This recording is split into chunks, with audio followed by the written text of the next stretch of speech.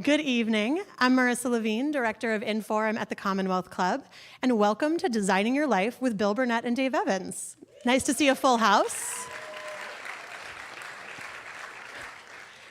Now, if you didn't already know, Bill's the Executive Director of the Design Program at Stanford, where Dave is an adjunct lecturer in the Product Design Program.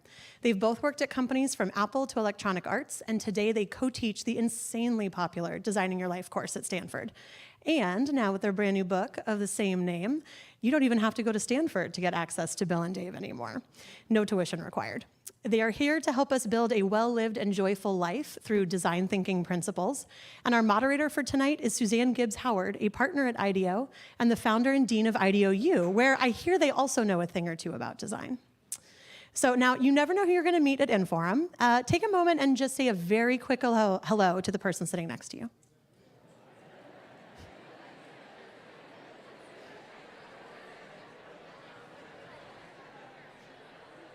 And that's the perfect amount of friendship for now.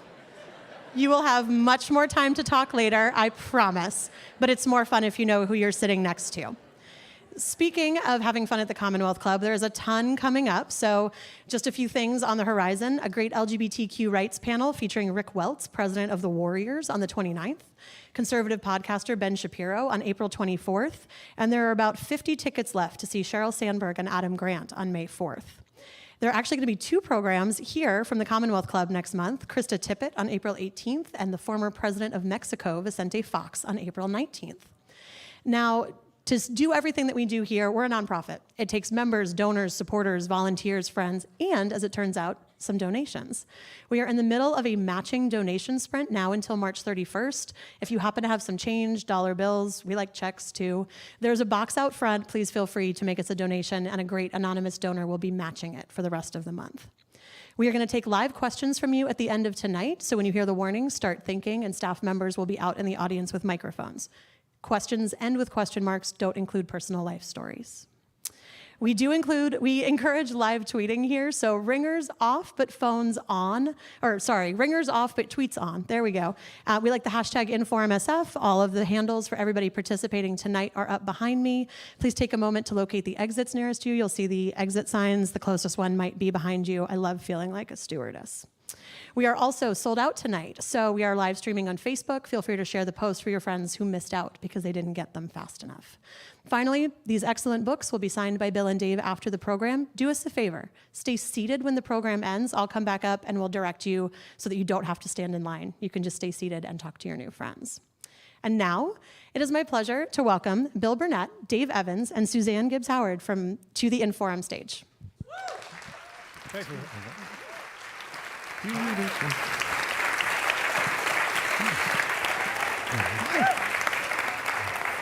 Here. Oh, I'm sorry, in the middle. That must be yours. Thank you. It's my personal copy. I've read it cover to cover. It is excellent.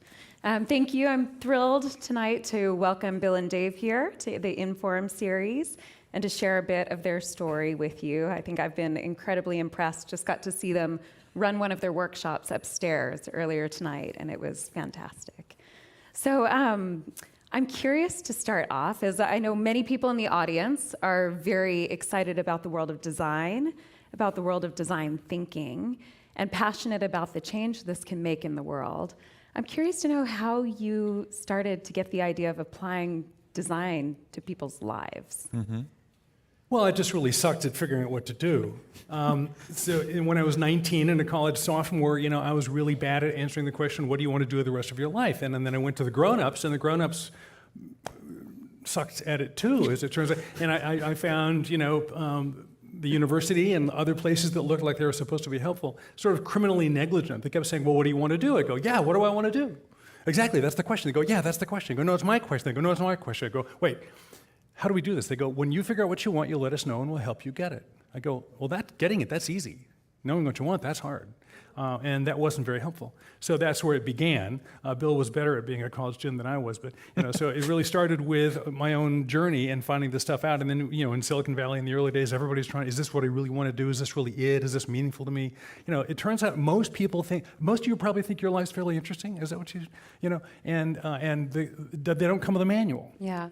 Bill, I'm curious with you, did you ever feel like your life was taking a wrong turn and you needed to course correct from it?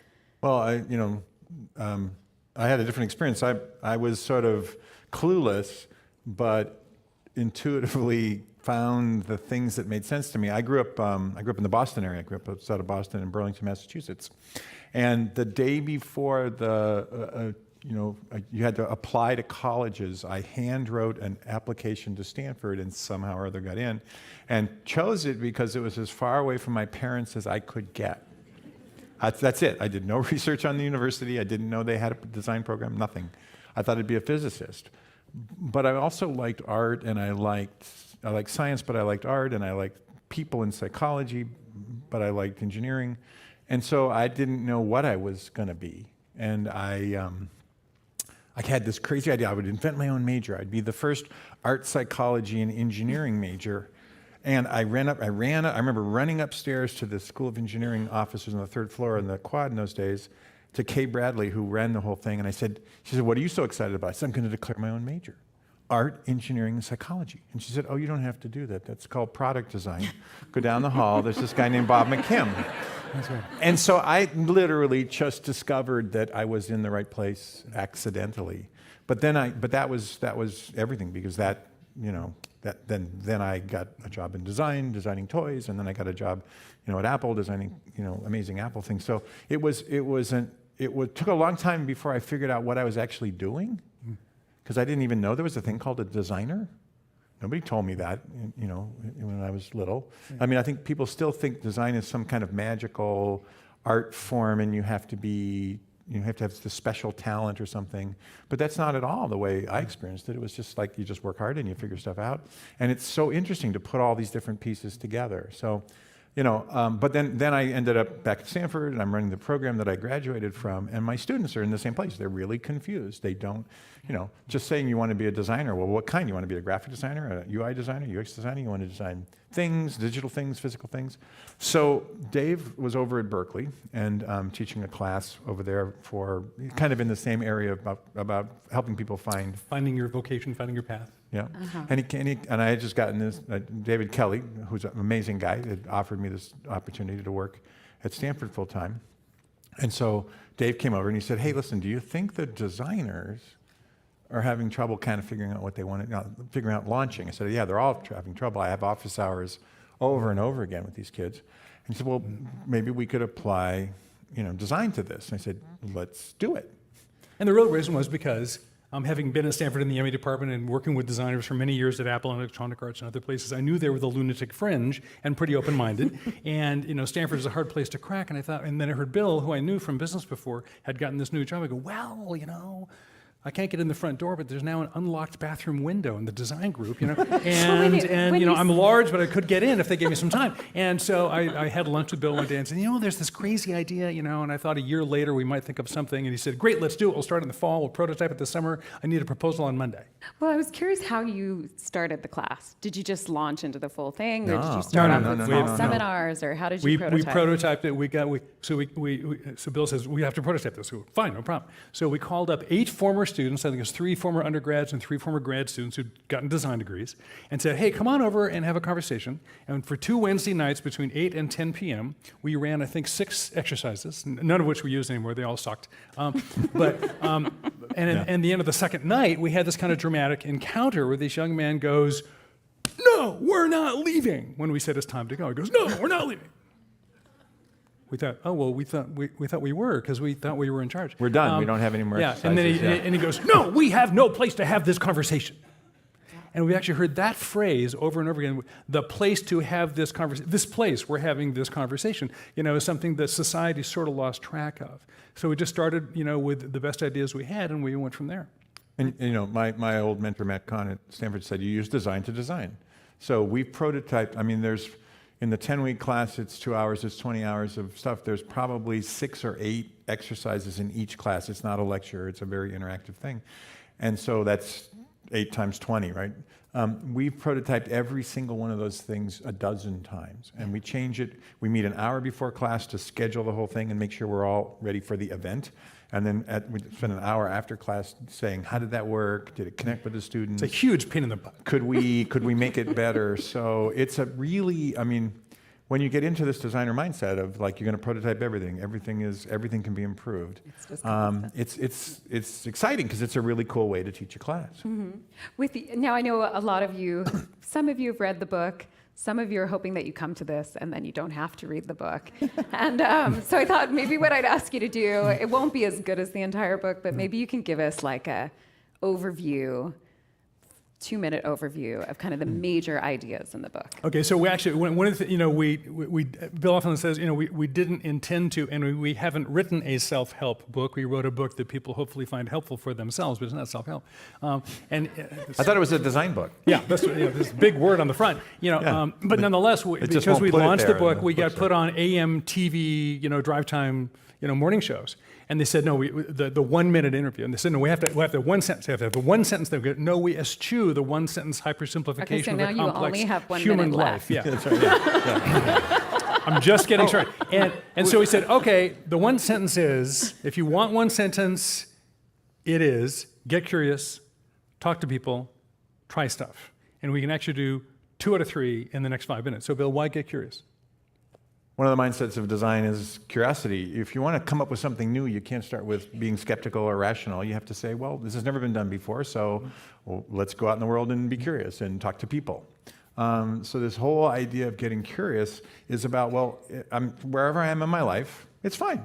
There's a big sign over the studio at Stanford, the design loft, and it says, you are here. And we just put it there to make sure the students understand that it doesn't matter where you're starting from. Just start from where you are. And if you get curious, what's available? What are you curious about? What would be interesting to try? And what could you actually do? So that's the curious part. So what you're curious. And then if you're curious, then the first thing you could do really easily is this thing I haven't done, this thing I'm interested in learning more about. Well, there are people who do that, and I could maybe have a conversation with people who do it, and that's actually a prototype experience of their lives, not a research thing like what do you make and what degree do you need, but just like what's it like to be you, Suzanne? I mean, that's you do a very different thing with this idea. Tell me that story. So if I get the story, that's really an encounter. So right now, you all got homework. Okay, so we're gonna do homework in class. So right now, I want everyone to think of a single topic that if you knew, you could sit down and have a cup of coffee with 30 minutes with somebody who really knew a lot about this thing, whether it's a personal interest like Asian fusion cooking. What does that even mean? How do Asians fuse? I don't even understand what that means. Or kite surfing, or nanotechnology commercialization. What's that really going to be? Or is there a place in big data for me? Some question that you're actually curious about, that if I could promise you could have coffee with a cool person who would tell you what that's like, you'd so sign up for that, okay? So right now I want everybody to think up that question. I believe you have been given a piece of paper, a little piece of paper and a pen. A pen and an index card? Battery-free technologies we thought you could use. What is deep learning anyway? Yeah, so write down that topic. I thought I was learning, but maybe it's not. You could write down that topic. So everybody's got to have something you'd be willing to have a coffee about if you had an expert across from you, okay? And this is like the real deal. You're actually curious. And then where do these encounters come from, people? I mean, how do we get them, Bill? How do we get these conversations? You talk to people. And that comes but I don't know them. Well, then you're going to have to network. Have to network. Yes. Oh, it's the networking. Well, I love one of the things you talk about in the book while people are thinking about their question are these dysfunctional beliefs. And you talk about networking as a dirty word. Yeah, it's a dirty word. And people have really bad vibes toward networking. It's and sleazy. so how do you reframe networking for people to make You're just asking directions. And by the way, this is almost universal. Even when I present to the MBAs, the incoming 400 MBAs at the Stanford School of Business, like they love networking, no, like 2 of them. Because you're using people. We're just using people for selfish, ill-gotten gain. Well, the reframe is, no, you're not at all. You're just asking for help. You're asking directions, right? So how many of you ever given directions to somebody, where you live, San Francisco, ever give directions to a stranger? Who's giving Keep your hand up if you did it more than once. Okay, you're repeat offenders, right? Okay, so when you give directions to people, say, a stranger walks up, says, I don't know how to find Marine Memorial. Oh, hey, go, and you stop what you're doing. This person you don't know from, it could be a serial rapist, you have no idea, you don't vet them carefully. You give them information you carefully crafted and curated after years of studying Google Maps yourself. And then typically, if like most people, they what do they do after you give the directions? They just, they just leave, right? They leave. Anybody get a $5 bill, a bottle of wine, anything? You get anything out of this? And typically after you do this, how do you feel? Feel good. So you got used, and you feel good about it. Okay, and then you do it again, and you do it again. So that's called being human. We call it being human. Humans like being helpful, and you've never been in, we just wrote a book, we were never in Authorville before, so we went and met some of the townsfolk, authors and agents, and we had conversations with people like that, I'd never been in Educator Town before, and I hung out at Berkeley for a while and talked to people who did that. So the locals will be just as nice to you in the domain of human existence called a field of interest as they are geographically. So that's all we're trying to do. Nice. So if we've got everyone has a question now, Right. or something that they want to learn about, Right. and since we, as designers, have a bias toward action, Yep. how are we going to do Okay, so something everybody on your with feet. this? Everybody stand up. We will too. Now, we are now going to announce that everybody gets to use each other for the next 2 minutes by being nice and helpful. So without relocating, within the 4 feet around you, say, hello, do you know anybody who knows anything about Asian fusion cooking? Whatever's on and your if they card. do, say, would you is be your willing chance. to give me their name, or can I contact you, and write their email or their name down? Real questions from real people, go. You can actually find somebody who can help you find that conversation.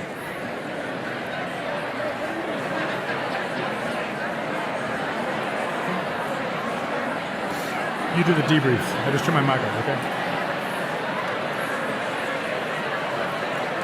And it always gets really loud, really fast.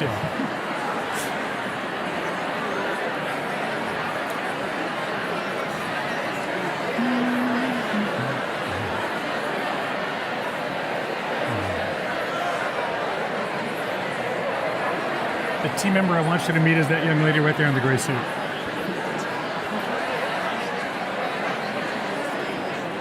I'll give her directions. Okay. Okay, and stop!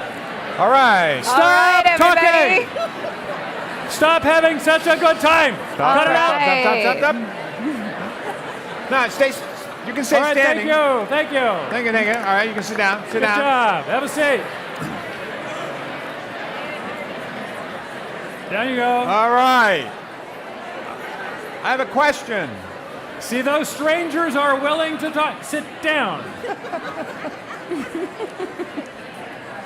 This always happens. Okay. See, really, really interesting people come to the Commonwealth Okay. Club. Okay, we'll bring the lights back Hi. You down, have please. to ask a question. Yeah, quick question. Who didn't get an answer? Who struck out? Nobody knew anything who asked about my around, topic. got skunked, got nothing. Okay. Could you tell us what it was? Competitive kite flying. She's interested in competitive kite flying, like two-string kite flying. Anybody in the building know anything about serious kite flying or kite competition? 1, 2, 3, 1, 2, 3, 4. Look at where they are. 5, 6. 6 Who else? competitive kite flyers. Who else didn't- got skunked? I skunked? did not get any help. Yeah? Can you tell us what it is? Well, you can't What do you want? volunteer someone else. Go ahead. One would like to talk to an expert in building component libraries. Building components libraries. For UI UX component Oh, libraries. software component libraries. Who knows anything about UI UX component libraries? schooling UAX software. software component libraries got one. I got 2. 3. Okay, back So- of the room. Check it out. One more. Who got skunked? What? Would you? No. You yes. pick her. Oh, all right. Who else has one where they didn't get any answer? Yes, sir. 2 people want to learn about component libraries. What's that? How to How to build a build home from a shipping container. homes. Okay, so container-based or modular home construction. Who knows anything 1, about 2, 3, 4, 5, 1, right back there. 2, 3. Okay, now. We once had a person say, "I want to know somebody who does surgery on a Navy aircraft. ship." Yeah, And, aircraft and carrier the person surgeons. whose daughter was the flight surgeon on the Enterprise was sitting right next to him. Now, what did we just demonstrate to you? The little interrogation we just did with the people who got skunked, what did we just show you? We're in San Francisco. And somebody I knows... appreciate that local pride, but I hate to tell you, this works everywhere. You need to keep asking, and if you do, what are you going to find? You're going to get help. We've never, ever, ever done this. I once was asked to do this with a group of 12 sixth grade boys from a private school in Tokyo. In a culture where they don't confront strangers, they're 12, they don't know anybody. I knew I would finally fail. They did great. You know why? There's this thing called the internet. They've met people. So it always works, but you can get help. You just have to ask. Okay, Lovely. so that's a little demonstration. You just did some get design. curious. Nice job, ladies and gentlemen. Yeah. So now everybody has a contact. And what's the next step? What do you suggest that they do? How do they start to prototype? Okay. Prototype. So, one of the things I love is the language you use. You talk about prototyping as sneaking up. Sneaking up on the future. Yeah. It's a It's time a lovely machine. way, yeah. Yeah, So how do prototypes you- are time machines. So I'm really curious about competitive kite flying. I run into these three people, and they say, I know, I do it, or I know a friend who does it. So the next piece is, let's have a little prototype. Now, there's two kinds of prototypes in our life design model. One's a prototype conversation, one's a prototype experience. Going and talking to a competitive kite flyer and finding out, like, how did you get into the sport, and where do you do it, and where are the competitions? That's an opportunity. Can you get to, hurt? It's a little time travel experience, right? They're already you in the future you're interested in. They're a competitive kite flyer. You've never been one. If you have a conversation with them, people will call this sometimes just an information interview. But it's not really an interview, because it's not the data you want. It's their experience. You want their story. And it always works because you have something in common with that person.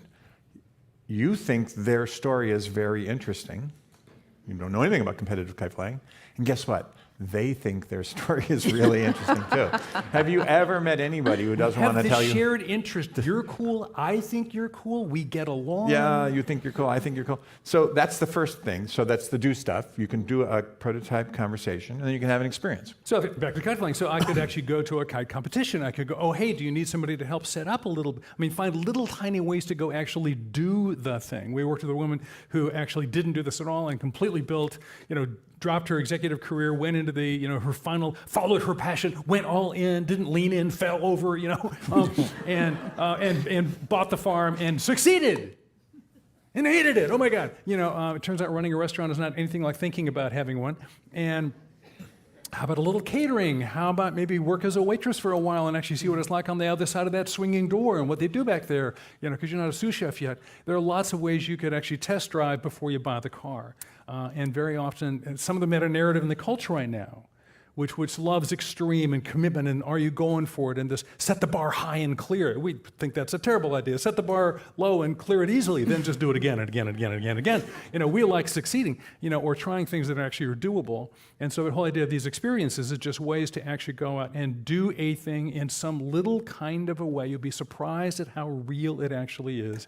Because as Bill loves to say, you're not a brain on a transport system, you are an embodied intelligence, and you need to take your entire personal self into situations and see what all of you learns. Wonderful. And I'm curious, now that this is really exploding, you've got an online course, you've got a book out there in the last few months. So how is the scaling and what's the diversity of kinds of people that you're starting to see pick up this methodology and apply it to their lives? Well, again, I thought we were writing a design book, and design's an interesting topic, but it's turning out people. Our social media person, she's here somewhere, Savannah Peterson, who's amazing. Yeah, she's tracking. Very shy young woman there, ladies and gentlemen. She's tracking That's right. like 300 or 350 book clubs. We call them design teams because we say in the book, it's hard to do this by yourself. Get a team together and, do the exercises. The exercises are very simple. You can do all of them in 15 minutes or something in each chapter. So these teams are getting together and they're reporting in, and we're doing Facebook Lives and stuff with them. It's kind of open office hours. We just had a group up in Canada post a video of their book club, conversations and stuff. I just got an email from from somebody who did the Creative Life class, and he and his wife did it together, and they're co-designing their Odyssey plans, which is one of the big things in the book where you come up with 3 versions of your life, maps, yeah. and they're prototyping things together. That's amazing. I just got another email from a guy up in Northern California who works in a university that's for the disabled. And he's using this as a curriculum, and he's going through it with the people in his class who are, have a variety of different disabilities, and they're finding it useful. So we try. People working with vets coming back with PTSD. People working with people recently out of incarceration. People working with small kids or with junior hires and senior hires. So one thing we really hoped was that, because we keep getting asked the question, we describe what do we do? Well, we teach that class to help you figure out what you want to be and you grow up, or the way we'd rather reframe that, grow into next as you continue growing. People go, ooh, can I take the class? We go, oh, no, you can't. Because apparently only 16,000 people on the planet matter, and they're the ones on the Stanford campus. So we got tired of saying no. There are 7 billion people, and that's kind of crummy. So we finally decided, Bill actually made me write the book. I didn't want to do it. I successfully resisted for 2 years, and I finally lost the bet. And we wrote the book and hoped that what it would do is create a platform that other people who serve constituencies we don't have access to could do things with. And the early feedback, just in 6 months' time, with many, many people around the world is so far so good. And when you're seeing different people, say you're seeing some vets with PTSD, Right. or I've heard even homeless people, Right. or people with disabilities picking it up, what are some of the ways that you're seeing the process shift, or some of the nuances of how you're recommending people move forward? Or is it the same approach no matter who you are, no matter what your constraints? I mean, your situation drives a certain set of questions, right? When we're working with college-age kids, they're not thinking about marriage and life and balance and that kind of stuff. When we're working with mid-career people, that's the big question. How do I make the career work with my life and kids and everything else? When we're working with encore career people are in their 50s and they're thinking, I've had a good career, but I'd like to move from the money-making side of my life to the meaning-making side. Everybody has a different set of questions. All the processes work the same. You still prototype stuff. You still get curious. You come up with 3 plans. You try things. You talk to people. But the degrees of freedom are different. And sure. If you're a vet with PTSD and you're just trying to get through the day, then what you're going to prototype are really simple, small engagements, and trying to get some mastery on that. I mentioned David Kelly, who's a fantastic guy. I worked with at Stanford, and he started the D School. He started IDEO, among other things. He wrote a book called Creative Confidence, which is all about this idea of guided mastery. Like, everyone in this room is as creative as everybody else. But some of you got labeled, oh, you're not creative. You're smart, or you're the accounting person, or you're something. And creativity was labeled artist, and you're not an artist. But it's just not true. What we know about the brain and creativity is everybody has the exact same capacity for creativity. It's a matter of practicing it and learning it. And so, if you're a vet, your guided mastery path will be to just get yourself to the place where you can make bigger plans. If you're in the middle of a job change, your plan will be, how do I navigate all these choices, or how do I generate some choices so I have something to navigate? Yeah. The tools are the same, but the questions are really different. Mm-hmm, mm-hmm. And we let people come up with their own questions. There's nothing. Dave likes to say we don't should on people. There's no should in the book. You should do this. You should do that. It's just, here's some tools. You can read the book out of order. It's kind of fun if you read it from the beginning to the end, because there's some cute stories in there about friends of ours. But it's just use the tools that work for you in whatever stage your life is in, and whatever challenges you're facing. And if they work, you're in great shape. Yeah. If they don't, pick a different tool. I know one of the things that you were sharing upstairs in the workshop was about the fact that, so many of us, we're very fortunate. We live in the Bay Area. The economy is fairly good. Sure. And so for a lot of people, it's about smaller changes that they're trying to make. I think for a lot of people, especially in the Inform and Commonwealth community, it's about current events, political action, these kinds of things, and making room for different kinds of behaviors. I thought it was interesting you were sharing some exercises that are not about overhauling your life, but about little small shifts that you can make to make things better. And I'm curious about some of the ways that you're using the process to help people tune their life. To the exercises because if you're really going to think like a designer, which is sort of a way of being in the world, You're leaning into this curiosity. We call it curating your curiosity, and then taking action on it in small ways. What that gives you an opportunity to do is little stuff. And most of the people we work with, even who take the all-day workshop or the 10-week course at Stanford, don't do some massive shift. I mean, it's easy to read the title of the book and think it's about massively redesigning your life. That's what it really means. Like, we're going to go, jump out of the plane and do something really different. And if you're doing that, the tools are great. But nonetheless, we're all living our lives, and we're living into the thing we've never done before called the future, and becoming an ongoing one of the many versions of our authentic selves we'd like to discover, right? So there are incremental steps we can do, and even thinking big gives us chances to move small. We really do like the small moves thing, and that gives us a chance for lots of people to try lots of small things. Yeah. A lot of this stuff has been around for a long time, but the positive psych guys have talked about, noticing when you're grateful.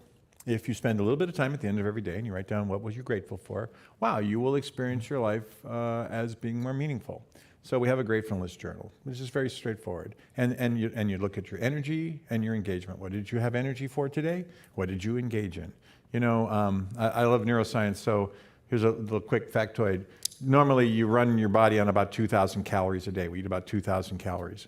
And your brain's 3% of your body weight, so you'd think your brain would take about 3% of the calories. It takes 25%, 500 calories to run your brain. Your brain is the most energy-intensive thing in your body. So that means all of the energy that you spend attending to things is where you're engaged. If you manage that engagement towards things that are positive, or things that are generative, or things that kind of feed you and teach you, you will experience your life differently. Yeah. And it's not like, just positive thinking and everything will be great. It's not, it's hard to do positive thinking lately. But I was thinking, have you seen a change in the last few months with the kinds of challenges world? people are coming to you with? Yeah, I left the house and everything. Yeah, no. One of the things I like about the work we do is, look, we live in a very cognitively driven society. Dave's personal opinion. And we also live in a society that's astonishingly engineering driven. Before the Industrial Revolution, science and engineering and technology has made a tremendous amount of change. But it's come with a certain way of thinking in the world, engineering thinking. So this 5-sense quantitative form of knowing where I can know the right answer. Am I really doing the right thing? Am I really doing the right thing?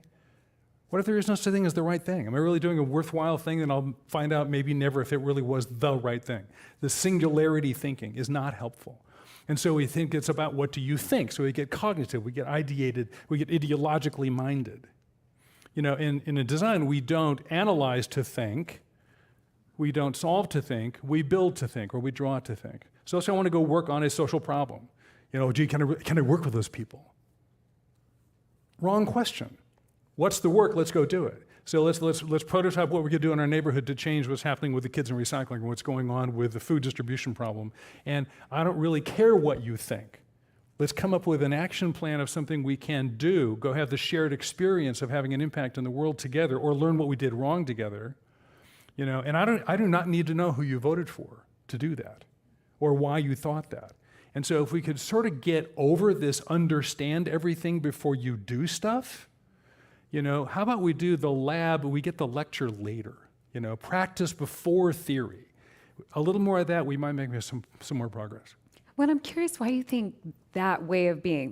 People are in a moment in the world where they're very attracted to the idea of taking action, of feeling their way forward, of not following prescribed paths. And I'm wondering what you think is happening in education in this moment, right, and maybe in the larger social world that's helping people want to take this path forward a little more than they might have in the past. The explosion of entrepreneurship is an example of that. Everybody wants to be an entrepreneur, because I want to take action educationally. In education, after we did the first couple of prototypes of the class, we went and we talked to a bunch of smart educators, because there's people on campus who've been teaching for a long time, and one of our really, really wonderful friends, Jim Adams, who's also a brilliant designer and instructor, said, you can't teach this stuff. You can't teach meaning, it won't work. And then the head of religious studies said, you can't teach meaning on this campus because they're going to run you out of here. Once they figure out what you're doing, you're going to get fired. You're going to get fired. We don't talk about meaning. We just fill the kids full of facts, and they got to go figure out what to do with it. And what we've noticed is that has changed dramatically. In the last 5 or 7 years, there's a lot more conversation about what is college for, what are students getting out of it, is the liberal education still viable, why are we here, what are we learning? And it's also the generation that's here now in the last 5 years is demanding to know what is college for. And we're just, and so surprisingly, people are starting to go, oh, you guys have a way to talk about that? Without shooting on people saying, well, college is for this. Can you substantially impact these questions without sneaking in your version of the answer? Right. And so now, what the Academy has long committed itself to in the post-Enlightenment era is we will not abuse the power of our teacher position by telling you the answer. We won't even allow ourselves to sneakily, slide it in between the lines when you're not looking. So we'll back way the heck off. Yeah. First, do no harm. Well, eventually do so no harm, you're now doing harm another way. And so one thing we found is, yes, you can develop constructs that are powerful and helpful without being either inappropriately proscriptive or prescriptive. One of the nicest things we heard in a book review, which is actually about the audiobook, was the reviewer said, clearly the writers respect the autonomy of the reader. And we went, yes. Yeah. Because you're in charge. There's nothing wrong with you. And just on education, real quick, we're going to run a workshop for 16 universities in June to take this class and spread it out from, Dominguez Hills Community College to Harvard and Yale. And they're all saying, yeah, our students really do want to have this conversation. And we kind of like the way you guys frame it, because again, design is this really open, very neutral. We're not saying it's about God or whatever. We're just saying, hey, you can design this thing, and the thing has meaning if you subscribe to that, and you can pick any meaning system you want. The only thing about design is it's inherently optimistic. Nobody designs anything to make it worse. I've been on a lot of design teams. Right. Sometimes we accidentally did that, but that wasn't our intention. We were trying to make it better. This is just too hard. We shouldn't really waste our But time. it's such a great add to university curriculum to have something that is about connecting all the things we're learning to the reality. We call it latent wonderfulness. That you just make the bet that there's latent wonderfulness out there, and you're going to go get it. And if you actually assume that it's true, your chance of discovering it goes way up. And if it turns out you're wrong, like, oh, okay. Shame on me. I was wrong. It was boring. Okay. So, So now I'm really wondering, both of you have kids, right? Many. Yes. How old are your kids? 26, 25, 22. Okay. 29 to 35, and the grandkids are 1 to 4. So the whole time you were coming up with these methods, were you prototyping on your own children? We called it practicing. Parenting. Sure. Oh yeah. No, parenting is a great lab to demonstrate your finitude. Yeah, but I am curious when you're. As I was reading the book, my husband, who's also here tonight, I made him do all the exercises with me, and it was great because I wanted somebody to talk to. And I'm curious to know if you're engaging other people willingly or less than willingly. What are some of the no-nos and yes-yeses about how to involve others? What not to do? Yeah, one of the things that Could you help me design my son's life? Yeah, we were at a workshop. We were doing a workshop in My London. husband couldn't come, but I'm taking notes for him. Right. We were doing a workshop in London, and there was this family of a really pissed off teenager sitting here like this, and another really pissed off 22-year-old sitting there, and their father in the middle. And we're like, okay, this isn't going to work. And we actually went over and tried to break them up and take the kids away and say, your dad really loves you. He's just doing it the wrong way. You can't make somebody else design their life. Right. You can, one of the things that's cool is a lot of people are saying, hey, I got the book and, I liked it. And then, I bought one for my friend because she's in the middle of this job transition. Or I bought one for, my niece because she's in high school and she's getting really freaked out about college. And, I thought this might be helpful. So if it's helpful, it works. But you can't, and you saw in our design process, we have a process diagram because we're a university, you have to have one. And it says, empathy, define, ideate, prototype, test. And we add to that accept. The first step is Step accept. 0. Right? Because you can't solve a problem you're not willing to have. Ooh, yeah. This one, if your problem isn't really your problem, it's your problem with your problem, that's a problem. Yeah. Let me explain what he just said.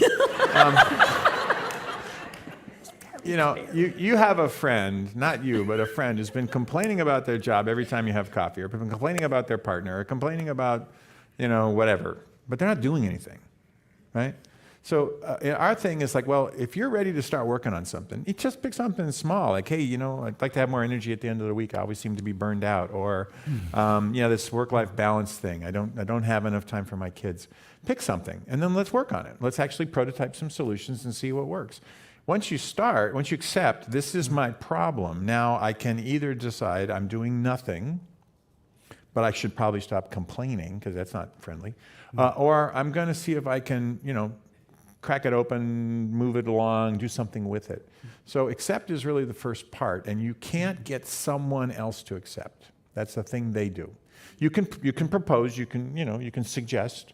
A lot of folks are doing it we're thinking maybe the next book is like designing your life together or something, because a lot of couples are doing this.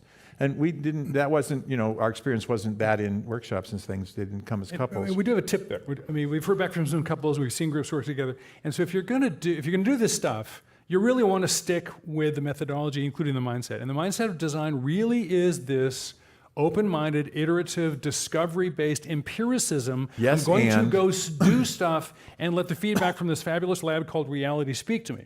If I shift into high judgment-oriented criticism right in the middle, it'll screw the whole bloody thing up. So for a classic example, we do this one sheet, 3 different versions of the next 5 years of your life. We call it Odyssey planning. And so, you and your partner do it. So I do mine, you do yours, and then, Clash of the Titans begins in the negotiation. So no, that's true. So we've now enabled people to fight more effectively. That's not it at all. It's like, oh, okay, we're going to. In fact, one of the key rules in ideation is to defer judgment. If you do design really well, not always, but most of the time, you actually almost never have to go to judgment, because the work will become evident itself. When you notice things rising up that make sense, you don't actually have to. You don't have nearly as tough decision making to do. So say, oh, well, you got these 3 plans, I got these 3 plans, exactly one of them are even compatible or shared. The other 2 are like, whoa, what's up with that? I didn't even know about that China thing. And then say, okay, the next step is prototype. How could we have an experience collectively to go live in the prototype, sneak up on the future possibilities in both your ideas and mine, with the latent wonderfulness that, we got together because there's you and me and there's us. There's this us that's like better than either of us alone, and maybe the us knows something about these ideas and could tell the 2 of us what us wants to be, and that experience can actually become a discovery vehicle rather than now a turbocharged fight vehicle. So use the tools prophylactically, please. Yeah. Well, and is there, I know both of you are practitioners of your own advice, and I'm curious, is there to hear one thing that's either in one of your Odyssey plans or in something that you're working on in your own life at this moment?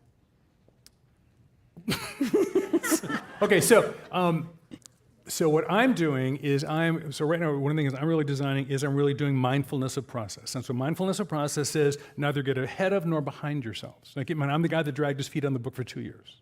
So then we finally write the book, and I thought, who needs another book, right? And even if it's a great book, nobody will know. There are 400,000 books released a year. It will do poorly. Come on, Bill. It's a waste of our time. And I lost that battle, and now it turns out people are buying it in droves. So shame on me. And then the thing is, okay, so what I'm supposed to do is give the book its best possible chance of being heard. If you're going to birth a baby, maybe you want to even feed it. And so I'm spending this year. So this is the year of the book, when I'm completely deferring to, and people say, what are you thinking about? What's next, Dave? I have the faintest idea, and I'm not thinking about it at all, because I have no idea where the current road we're on is going to go. And I've made one decision, which is I'm just going to do whatever the book tells me to do for a year. I'm going to come talk to you, and talk to you, and we'll see where this thing goes. And that is not the way my brain works at all. So it's an immense act of personal discipline. My wife's right there holding me accountable to this. And so that's what I'm currently living into. So it's the discipline of focus the discipline on that one thing of and sticking completely with focused it. on mindfulness of process. Yeah, and the process of, we've never been here before. I've never been on stage at the Commonwealth Club. This is really strange. But Dave pointed out, going, getting to a place where this has a lot of impact on people goes through a date. It looks just like today. Wow. Yeah. Who knew? Here we are. Yeah. There's a big thing in the book on Hi, practices. Dr. Oz, how's it going? Yeah, How'd that happen? Dr. Oz, that's a waste of time. Sorry. Is this recorded? This is recorded, right? They Recorded that, Bill. It's a lovely man. There's a chapter in the book on practices because we think that you're gonna when you come up to big decisions, you can make the spreadsheet and the pros and cons list, and this idea I got an 8.2 and this idea I got a 7.6, but that's, in my opinion, has never resulted in a decision. You need to engage your emotional intelligence, your other forms of knowing, right? So there's this whole thing on practices, and you want to get some aerobic workout on your practices before it comes time for the big decision. Do we take do we move the kids to China for the big promotion or not, right? Or do we move mom and dad into the rest home or not? So I'm working on practices because that's been, I do gratefulness practice in the morning. I do some other things, but I'm trying to develop, everybody says you should be more mindful. And so I'm working on that. I got this app. I'm through lesson 10. I should have been through lesson 10 on January 10th, but I'm still working on it. We won't beat ourselves Yeah, up. yeah. Yeah. You write a book like this, and your chance to be a hypocrite is really maximized. What are some of the strangest moments you feel like you've been in now that this book is out there and people are gobbling it up, and you're just like, oh wow, I didn't think that would happen. What a straight line. Probably the strangest moment was I'm sitting on an airplane, and literally a guy walks up to me and he goes, "Are you Dave Evans?" And I go, "Yeah," and he goes, "Well, I just wanted to say hi." We love the book. I gotta go, great. That's appreciate the $2. No, it was just absolutely bizarre. No, No, and then somebody you ended up accost you on an airplane. Yeah, and then you ended up running office hours for like 6 people. No, Who yeah, said, that's did you write the book? that was actually doing office hours with the stewardess, but that's not the story. He like tasted it. We about you, were Bill? at another event over in Berkeley, and my wife was there, and 3 young women walk up and go, "Can we take your picture?" And I go, "If you want, yeah, I guess." I go, Can we get a "We're selfie with really you?" big fans." I'm like, really? And we go, of what? Of what? The book. So that's fun. And you also, then once in a while, when you have a really big audience like this, once in a while, someone kind of unusual comes up and they'll go, "I'm doing just what you're doing." I go, "Really? You're doing design stuff?" "Yeah, but I do it with auras and like chakras or whatever. And if that's your thing, that's cool. It's just, I'm like, I don't think that's what I'm doing. No. We are totally on the same wavelength, and we should get together. I don't know how we haven't met. Yes, yeah. And I'm like, okay, my email's on the thing. Send me an email. Okay, not to beat this question, but, a really fun anecdote is, as teachers especially, and Yeah. we're product guys and marketing guys, there are lots of people, but, gainfully unemployed for years. And seeing the light bulb go on for people is really fabulous. So I was doing a gig at the Seattle Town Hall. There's a thing like this at the Town Hall of Seattle, the night of the first presidential debate. And I literally went on right after Hillary and Donald had just gone after each other for the first time. I thought, great. Number one, nobody's going to come. And number two, the few people there are going to be really grumpy.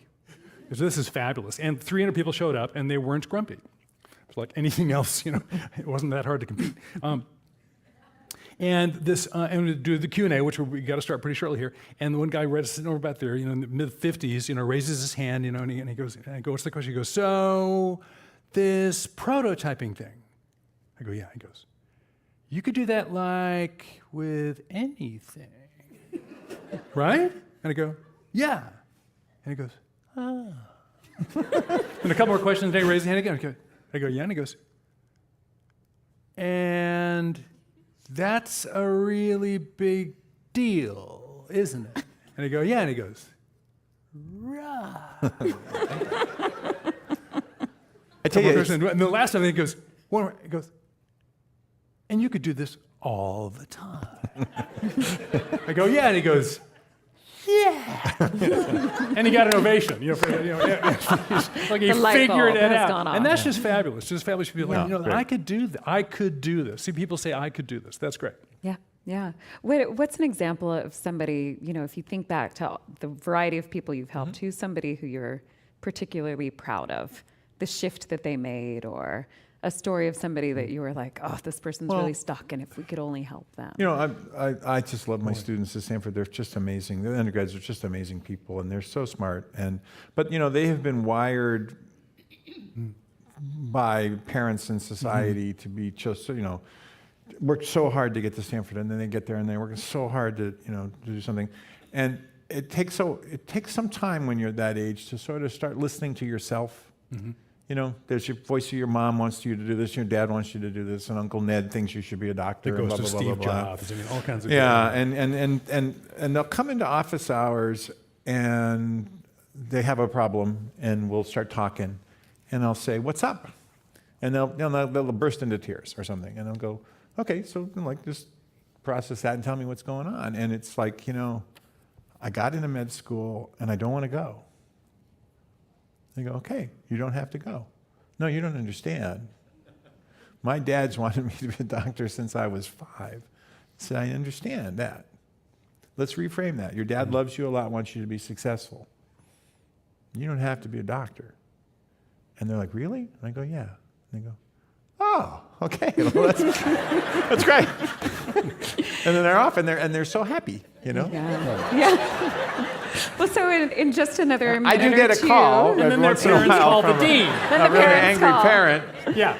Or in the just another dean. minute or two, we're going to go to questions from the the dean, audience. yeah. So please start thinking about what you'd like to ask these two amazing gentlemen here. We'll have people around with mics to take your questions.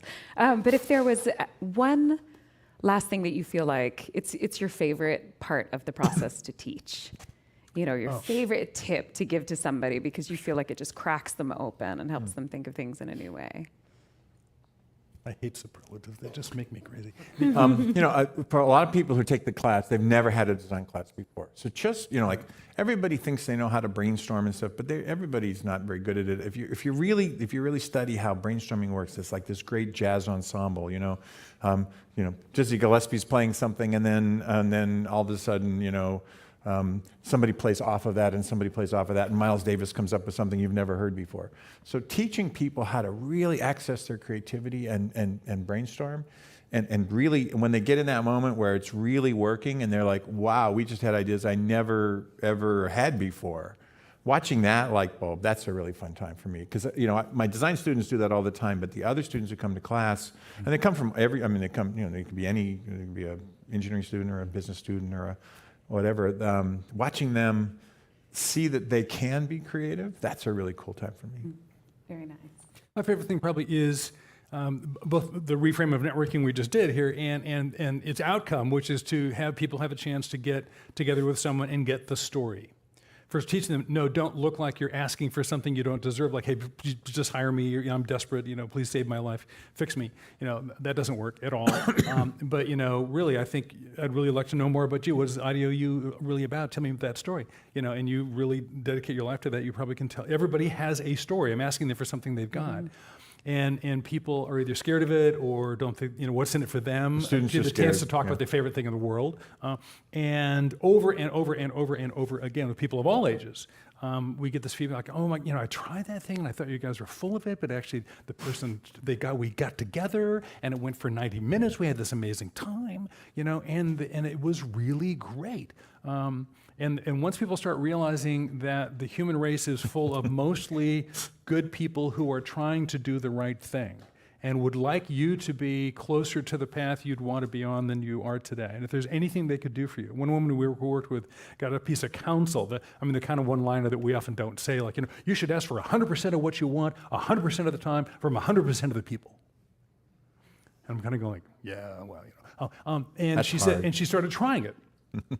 You know, and it was a that's, you know, sort of a Tony Robbins kind of thing, and not my style. But nonetheless, she found people amazingly willing to be helpful. So the thing I really love to do is help people recognize that the other people on the planet are probably on their side. Wonderful. And on that point, I think we'll use that to transition to questions from the audience. We've got people with the mics upstairs and down. Bless you. I think they'll come around. Thank you. Thank you.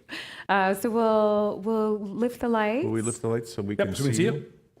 And So I can't see please try to anything. really, truly ask questions. Okay. Okay.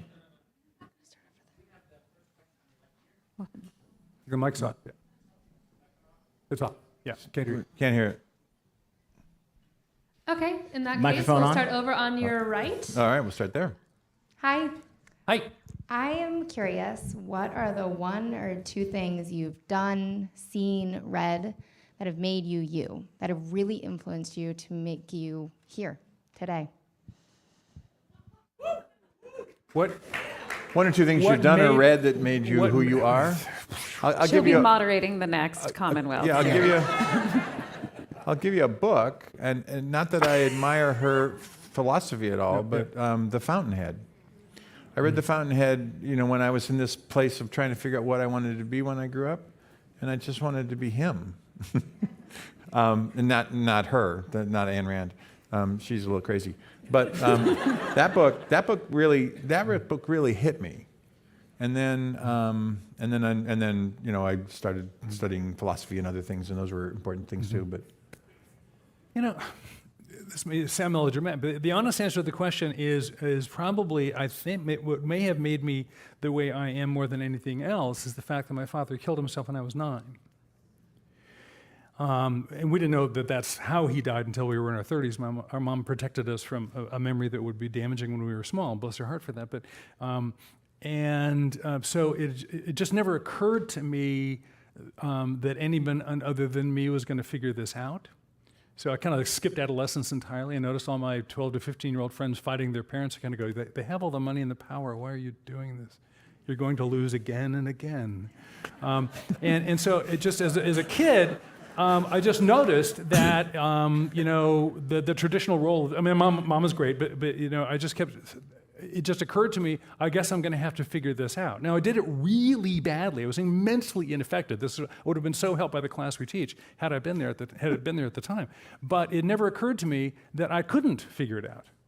I mean, sort of the gift of the stupidity of my 9-year-old self was, well, I guess it's up to me now. And it didn't occur to me that wouldn't work. And so the ability to have confidence that the world would respond to me and I could figure something out, it was very formative early on. Thanks for sharing that. Other questions? Come back over on Next this question side. here on your yeah. left. yeah. Hi, thanks for being here. I am in the middle of your book, and I am in the Getting Unstuck chapter, and I'm stuck. Okay. And I think the problem is, goes back to the Good Time Journal, where I'm supposed to be keeping track of things that give me energy or things that I find engaging Right. Engagement. during my day. Yep. And I can't find anything because I'm not doing what I want to be doing. So how do you counsel people to think differently about when they can't find anything they're engaged by? Yeah. One thing would be make sure you're thinking about your whole day. And it doesn't have to be a big thing. Like that person at Starbucks was nice to me and gave me, extra foam. Or I love arguing with Terry Gross because she can't talk back on the That's radio. right. Or whatever. Yeah, right. So sometimes people are looking for really big things, big energy, big engagement. Look for small things, and don't just look for your job. But one of the reason to journal for a while is to go, wow, I kind of noticed that things aren't engaging. So you're not actually stuck. You're starting to develop sort of a database of what's going on for you. And just noticing is one of the things that positive psych guys say is just noticing what's happening actually changes your relationship to it. So now it's a thing you can talk about, and it's a thing you can sort of go, look, I had no engagements this week that were interesting or life-giving. And the next week I had 2, but they weren't at work. They were about when I was working with my niece and making, birthday cakes or something. So over time, over a little bit of time, a week, a month, a couple months, you'll start to see that there's a pattern to things. So I'd argue you're not necessarily stuck. You're just, you might be in a place where you don't like the data so far. Well, and you gave a hint. But that's okay. Because I don't get to do the things I want to do, she said. You already know what gives you some energy. There's just not much of it in your current situation structurally. So find ways to actually sneak a little bit of that in and see if you can start having the subterfuge of that, or if it's a fundamentally structural problem, then okay, we just accept that. Now what do you want to do with it? So you don't need to keep doing the exercise to prove that you already know what you already know. It's not, doing 3 more weeks of discovering the same thing is not going to change the data. Should we take a question from upstairs? Upstairs. Can we do that? A higher level question. On your right. Hi. Hi. Hi, way up there. Hi. What do you advise for people who may come to a point in their life, they've designed their life to a certain degree, and end up reaching their goals on what they need to be now? How do you go about redesigning your life once you hit that peak? So you've done a life design and it's working and Yeah, you're and getting I'm what you kinda want. bored. You've hit your goals and now You you're bored. finished early. Yeah. Take the next decade off. There you go. No, that's really boring. That's even more boring. That's right. No, very boring. Yeah. Yeah. Okay, so if you did first of all, congratulations, you did such a good job designing your life. You not only succeeded and engaged it, but you did it with such a level of occupancy of your own mind share that you didn't waste any time thinking about plan B. Maybe this was plan That's B. a reframe. Okay, so No, that's good. That's That's a good. good That's thing. good. I mean, That's you were really good. fully engaged, Yeah. and now you're done. Yeah, I'm fulfilled. Well, okay, but so And bored now, because it's like, okay, what next? now exactly. So the first question is you don't know. The first thing we notice is you don't know. You have not curated a new interest yet, and so the first phase of that's going to be, oh, I notice. I was fully occupied, and now I'm not. And so the next thing I need to do is to grow an interest that might be eventually earning the right to become life organizing. So and having had a very successful engagement, the bar in your mind is very high. I know exactly what it's like to live really in an engaged, meaningful way. And now I have no idea whatsoever. And the mind is going to resist the heck out, like, ooh, you don't like this at all. All of us guys that hang out in your brain have been very happy for a long time, and you need to fix this right now. This bored, undirected thing is not working for any of us in here. So isn't this great? I'm now going to actually have a phase of life where I'm going to be, taking what I often say, every pile has a top. So whatever you might be interested, even though it's not as interesting as the last thing, you pick the best interest you've got and go find out more about those, do some curiosity, do some conversations, do some experiences, and start earning your way forward into some possibilities of things that might start growing a new passion or a new interest in you. But that's going to take a little while, and that's a project in and of itself. I'll tell you a story. I remember the day I discovered that I was really bored in my job at Apple. And I had a great job. I was there 7 years. It was fantastic. I had a fantastic, that's when we still had, where you every 5 years you got a sabbatical, and I had my sabbatical, and everybody's supposed to quit. But I came back, and I loved my job. And then after a couple got to help launch the invention of the thing called the laptop. That was kind of fun. Yeah, it was really fun. And then I remember driving there one day, and there's a little thing where you get off of 84 and you drop down into Infinite Way, and it was a sunny day, and I got out of the car and I said, I'm done with this. This isn't interesting anymore. So that's one realization. Then what do you do with it? Well, it took me about a year to figure out, one, how to promote everybody that was working for me so they all had my job, so that when I left they were all okay, and then two, to figure out what I wanted to do next. But it just started the moment of realizing, okay, I'm essentially done with this. Doesn't mean you get to just walk away. You have responsibilities probably, but it's where you start getting curious about what's next. And I didn't know. I talked to lots of people, met a bunch of friends. Some guys were starting a consulting firm. I'd never done consulting. One thing led to another, and that was the next 10-year chapters in my life. And then this David Kelly guy called me and said, "You want to teach?" So.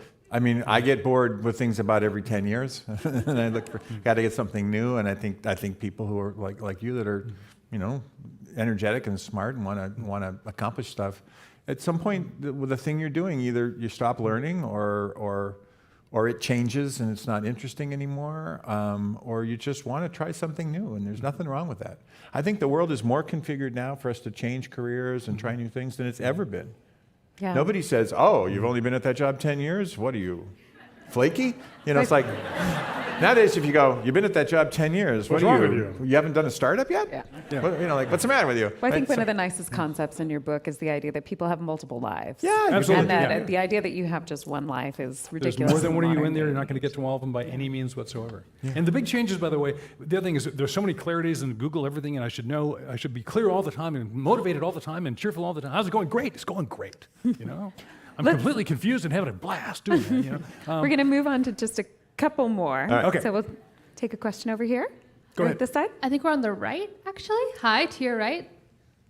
Hi, I'm curious, when you went through the process of writing, your engagement meter, joy meter, gratitude, when was it the highest? when we hired the collaborative writer. Zing!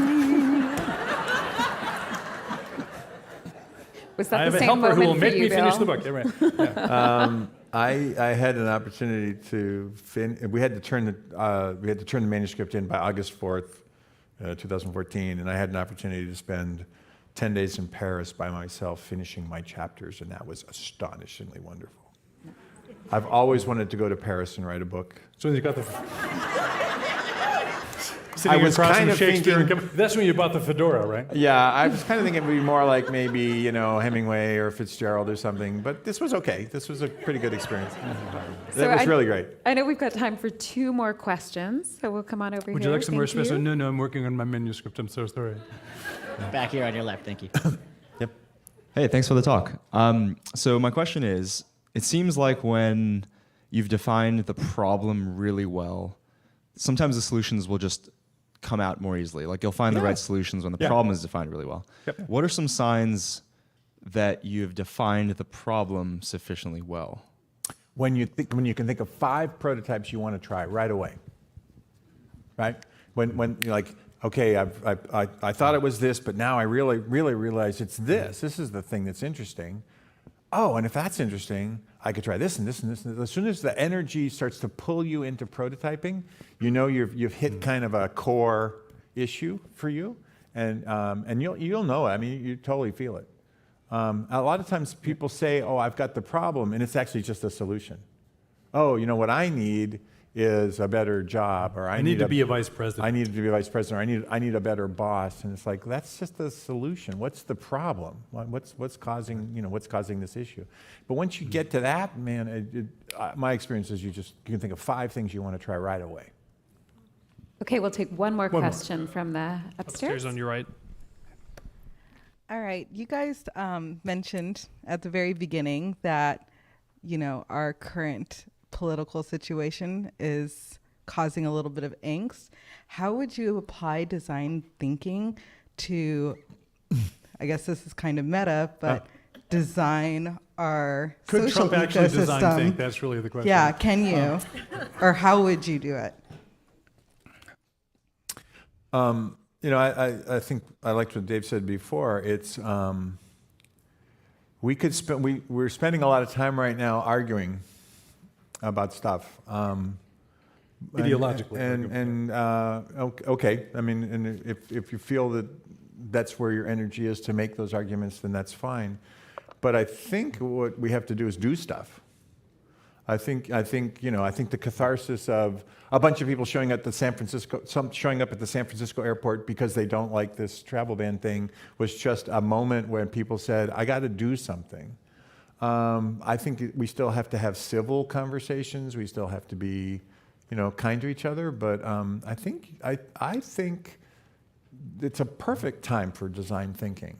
Like, what's the real problem here? What did we miss?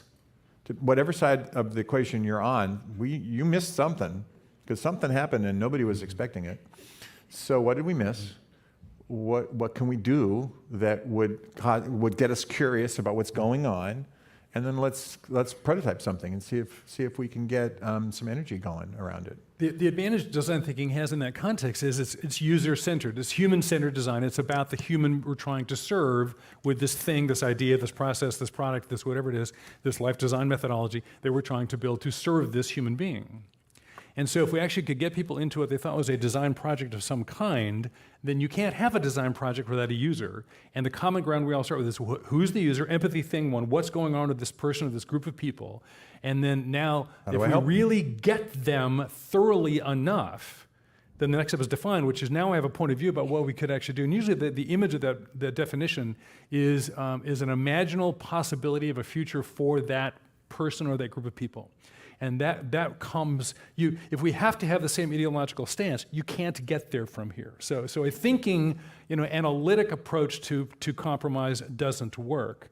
We can't not help this person does work, and then you can actually get somewhere. Well, I love the idea that if there's anything harder than designing your life, it's the political situation. So we can just get curious, talk to people, and try stuff. Yeah.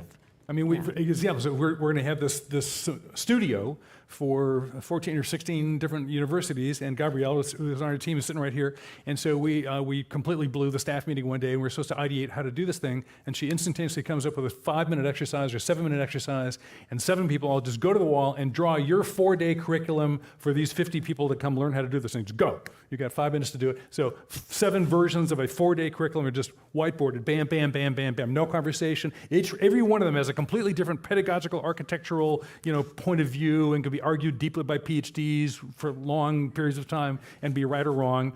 And then we just stand back and everybody just silently reads all 7 of them, and we go, oh, this is about that, and this is about that, and this one we should add. And the answer, as you were just saying, sort of came out of the reality of working on what are these 50 people going to do for 4 days? Yeah. So if you work on the problem, not on just your point of view about the problem, you can actually get somewhere. All right. So last question, I get it. Part of the informed tradition. It's a really easy question. In 60 seconds, I would like to hear from each of you about your idea to change the world. You want to go first or last? Okay. I know this is just going to sound like we're just trying to stay on message, but my idea to change the world is that if we were all really curious about each other, we would understand why some people, think we shouldn't have health care and some people think we should.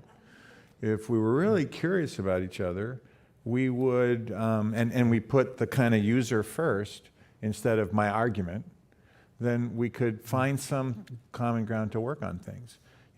For me, we've decided at the School of Engineering there are 10 big problems: energy, climate, the new urban cities, things like that. And our new program, we're going to work on energy and healthcare, because if we don't have energy, we can't run the society, and if we don't have health and wellness, then the whole thing falls apart. But we don't know what we're going to do about those things. We just want to know we want to have impact. And so we're going to start by just talking to people about what they need and trying to understand how to put systems together that they need. I think if we were all that curious about what's going on in the world, rather than starting from judgment first, we could find more common ground and we can solve big problems. And everybody's got something that they could do. Mm-hmm. Everybody is creative. Everybody's got something they could do. Just pick the thing and get started. Yeah. Thank you. And Dave, what about you? If I'm going to make the world a better place, so I'm actually going to rip off another guy's idea, and this is going to sound like we've been working together too long because it's surprisingly complementary. Brian Stevenson, Equal Justice Initiative. Really great guy doing amazing work, and he has 4 moves you ought to make if you actually want to make a difference in society. And one of them I would call uncomfortable witnessing. So everybody needs to go out and have a witnessing experience. And what he argues is don't start by trying to figure out what the solution of the problem is. That's too hard. And you don't know anyway. You have no idea what you're doing. And so go out and figure out the problem that is upsetting you, and go be with the people in the problem. Be with it, and it's going to make you uncomfortable. And don't solve it, don't fix it, don't bring your educated superiority, shut the hell up, and just go be with us in some kind of a rational way, and allow yourself to humbly be educated by the reality of a part of the world that you don't really fully understand. The South American liberation theologians would argue that if you want to hear the voice of God, you have to speak to the poor, the widow, the oppressed, because there's a special voice there you must listen to. So there's a voice in the place that's on your mind, and go hear it by being with it. If you just be with the problem, skip the solution and wait. Things will get clearer. Wonderful. So I think we'll end on that note of curiosity, empathy, witnessing, and thank you very much, both of you, for coming and joining us tonight.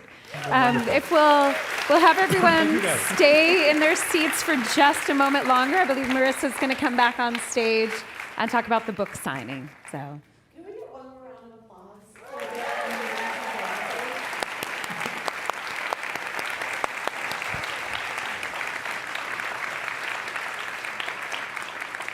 Thank you, guys. What we're going to do, I'm actually going to let these guys take a break for a second. And what we're going to do is if you already have your book and you would like to get your book signed, stay still. If you need a book, go out to the lobby, pick it up if you already bought it or purchase it, and then come back in and sit in the center as close to front as